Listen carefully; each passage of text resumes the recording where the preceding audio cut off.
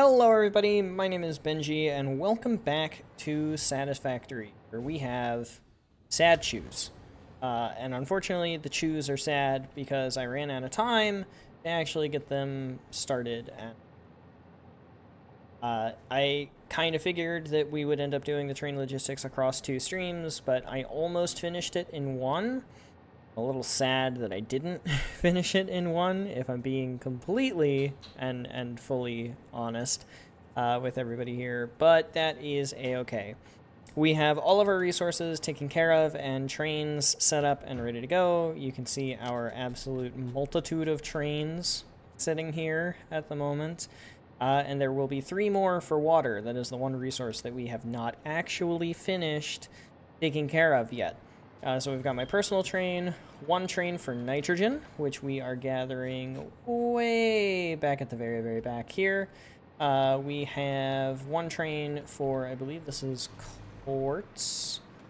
And the quartz is being gathered all the way back in the back corner over there. You can't really see the train stations because of the elevation, but that's okay.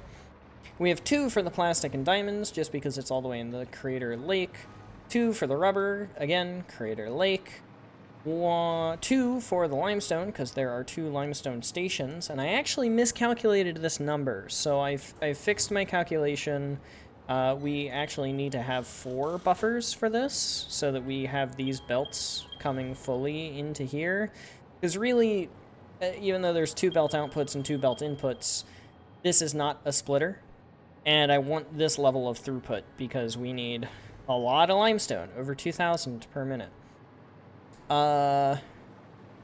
2 for aluminum, because it has to go the entirety of the way up into the red forest, and although it's, as the crow flies, approximately the same distance between these 2, the route down to the Blue Crater Lake is a lot more direct than the route up here.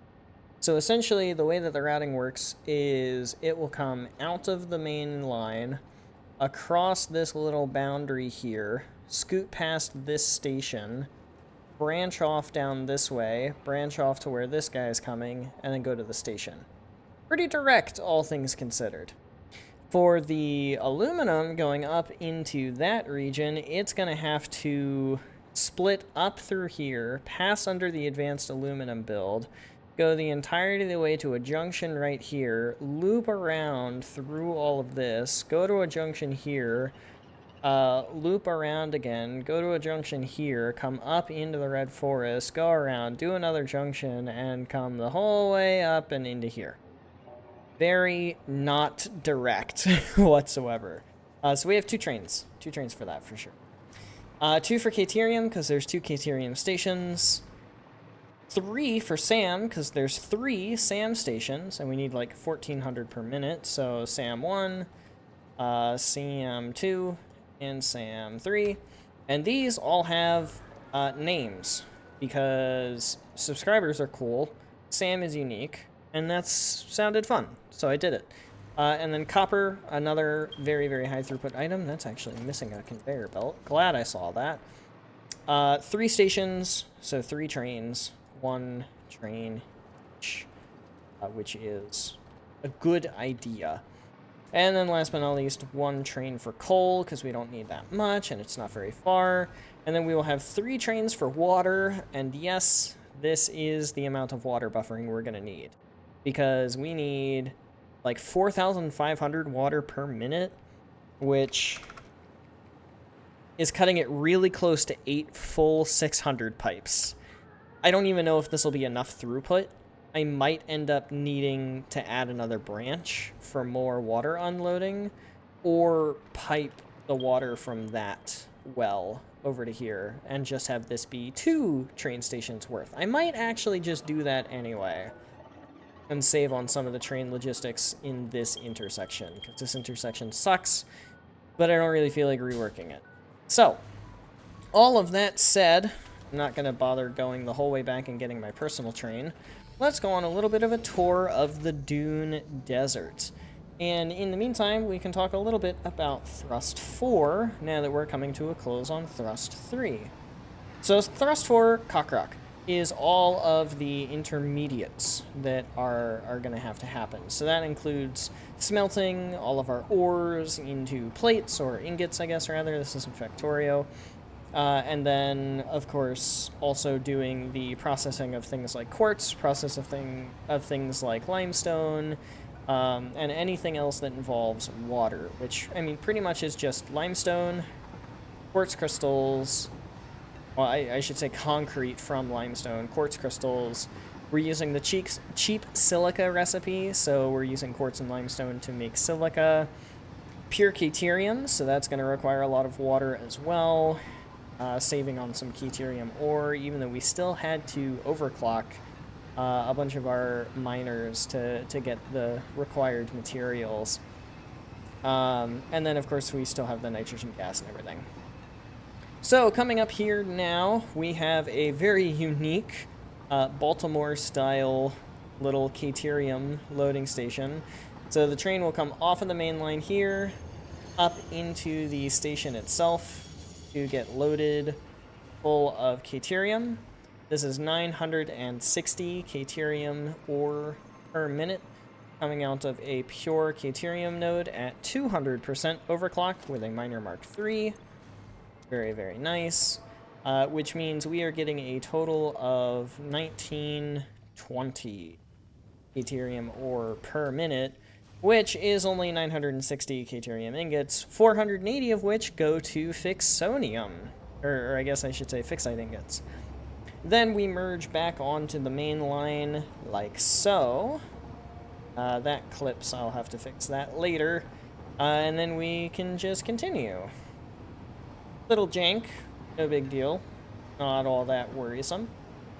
Then next up on the list we have another small little junction here.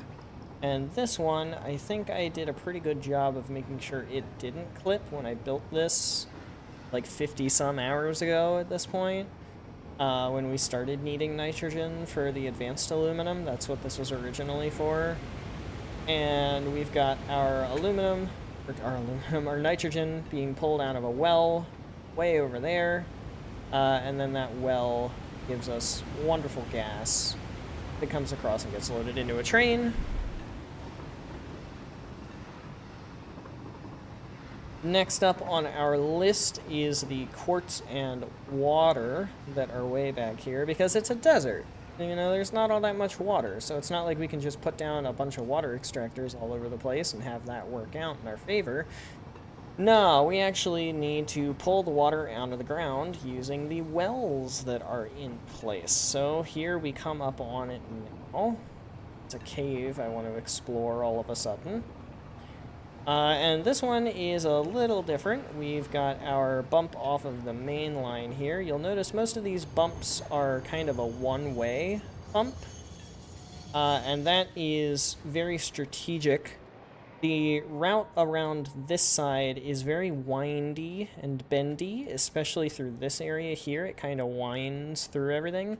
So it's actually longer for the trains to make it around this way than it is for them to make it this way.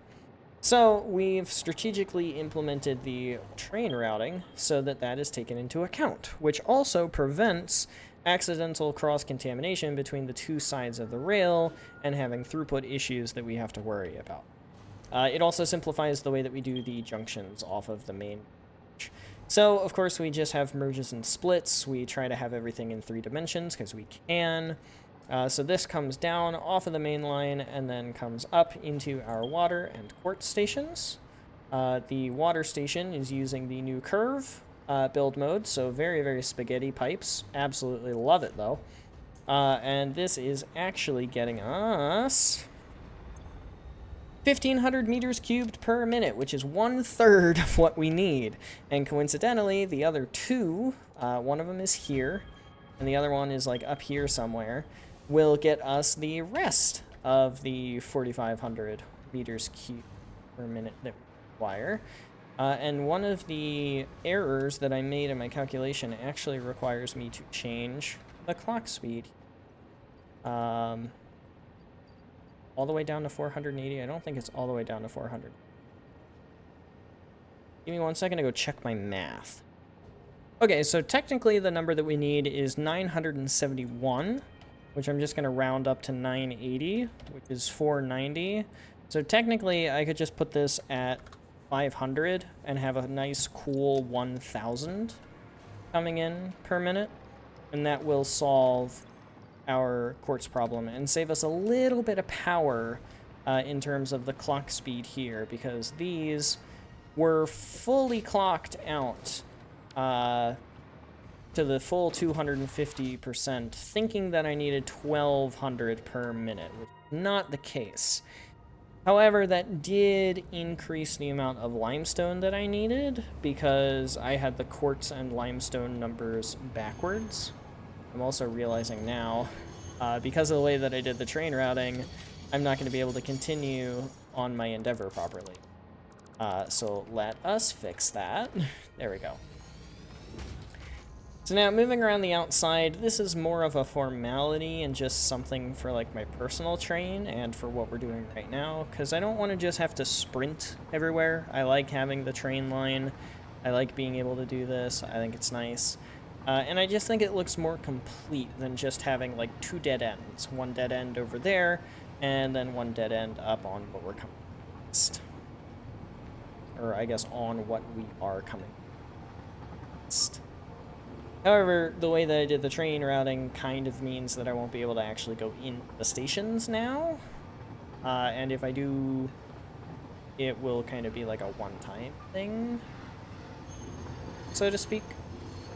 So, first up here, we have our limestone friends. And our limestone friends actually do require a little bit of a change. So these are currently overclocked to 200% on a pure node, which means they're getting 960 each. These actually need to be at 225, because, yeah, that gets us to, what, 2085 is the number that we're looking for. This is going to give us 2160. So that is going to be very nice. But our limestone comes in, goes into the load station. Caterium, again, pure node fully overclocked, goes into this load station.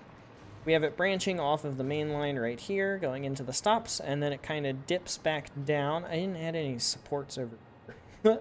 Oops. It kind of dips back down, goes underneath, and then merges back in main line as required.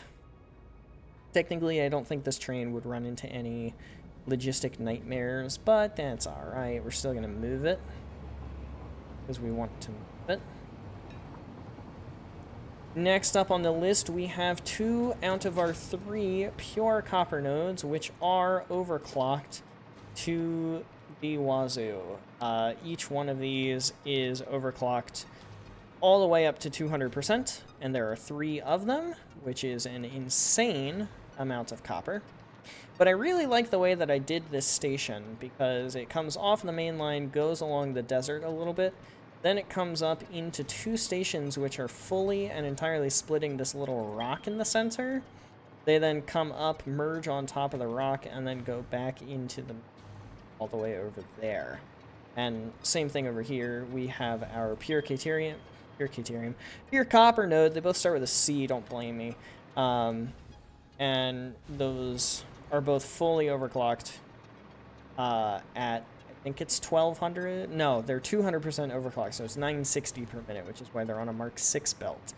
Mark 6 belts have been coming in very clutch in this project so far, purely for reasons of belt routing the raw materials in and of themselves. Next up on the list, we can kind of see a little bit of what I mean by all of the worminess that is happening in here.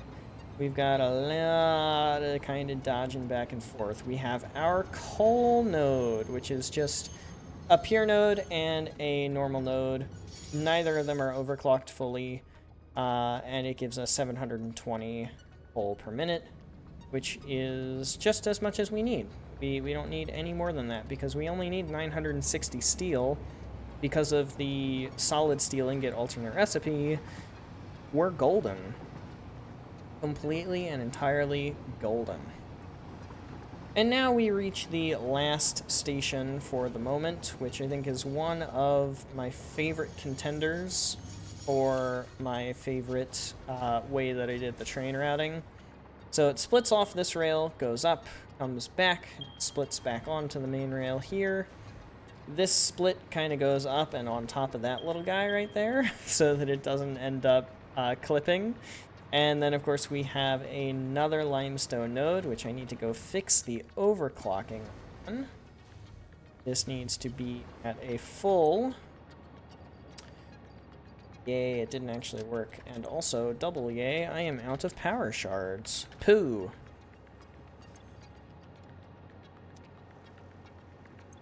There we go. That pasted it that time. And then, of course, last but not least, the other copper loading station, which takes all of our copper.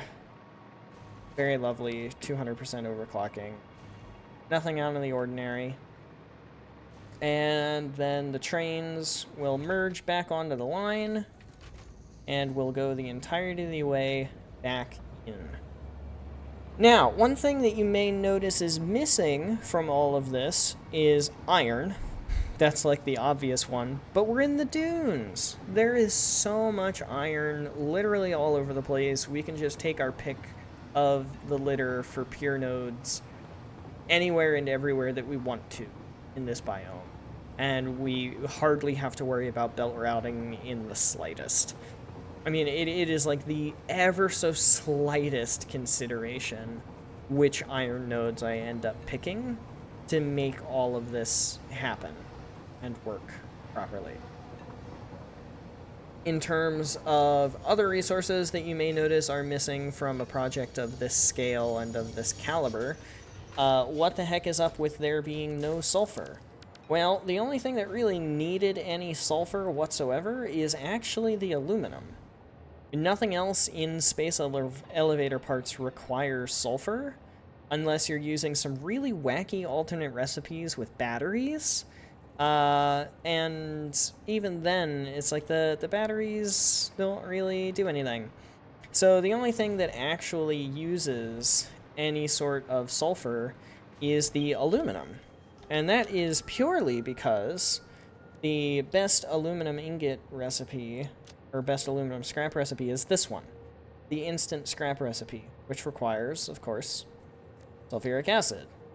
But like, if we look in sulfuric acid, it's really only used in battery, instant scrap, a bunch of uranium things, this caterium ingot alternate recipe, which, I mean, we can just use water to the same effect. And then these ones, leached copper and leached iron. And that doesn't really make a whole lot of sense for me to use. And then sulfur is really only used in stuff like black powder, compacted coal, turbo blend fuel, uranium cells, and then a couple of, you know, these things, like the converter recipes, which of course we're not bothering with because there's so much raw materials on the map that haven't been tapped yet. This is a waste of SAM. And then the nitro rocket fuel, which of course we're not using this. Like, it doesn't make sense for me to use this. It doesn't make sense at all. So there's no need for sulfur.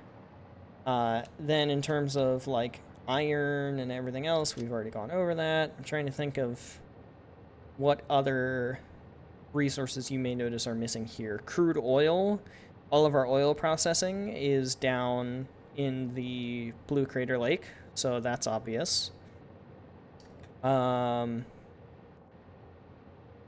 and that's it. That's all the resources in the entire game. So we are totally good. Really, the only kind of last thing on the list that I have to figure out what to do with and how to take care of it is the water. So I think I am actually going to build a giant pipeline out from this facility over to the one, and then hook in the other by train.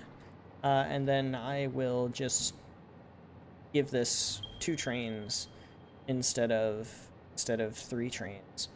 Or, depending on distance and throughput issues, which is something I'm going to have to troubleshoot for each station separately, I may add 2 trains for this and 1 train for this because just how much closer it actually is. Like, you can see it from that ridge, which that ridge. So yeah, that's pretty nice. Also, for all of the American folks, it is the 3rd of July as I record this. So happy 4th of July. Don't lose any fingers. And for those of you that are not Americans, celebrate a Good Friday, I suppose, and have a good time. But yeah, that's really all I've got for this one. Bunch of train stuff. Fun, but I can't wait to turn them on and then actually have real fun instead of just logistics routing. But that's going to be it for this one. So thank you everybody so much for watching. I hope you have enjoyed. But without further ado, adios, sayonara, au revoir, hasta la vista, das vidania, vidizien, ciao, and goodbye. Please have yourselves a fantastic rest of your day. Get some sleep if you need to. Don't forget to stay hydrated. This video is in the bag, and I'll see y'all in the next one. Later, y'all.